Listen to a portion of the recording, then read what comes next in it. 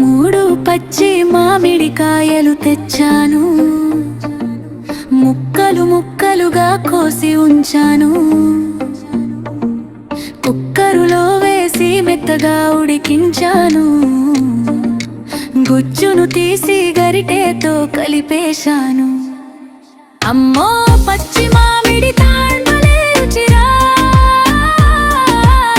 పుల్ల పుల్లగా తీయ తీయగా నోరు వించెనురా. పచ్చి మామిడి తాండ్మలే రుచిరా,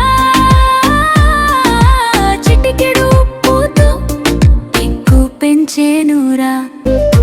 హాఫ్ కప్పు బెల్లం ముక్కలు వేశాను, తిబి పాకంలా ఉడికించేశాను.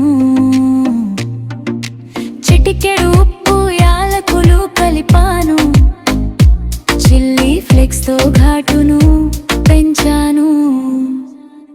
అమ్మో పచ్చి మామిడి తాండ్మలే రుచిరా, పుల్ల పుల్లగా తీయ తీయగా నోరు రించెనురా. పచ్చి మామిడి తాండ్మలే రుచిరా, చిటికెడు ఉప్పుతో ఎక్కువ పెంచేనురా. ప్లేటుకు నెయ్యి రాసి పల్సగా పరిచను, ఎండలో తీసుకు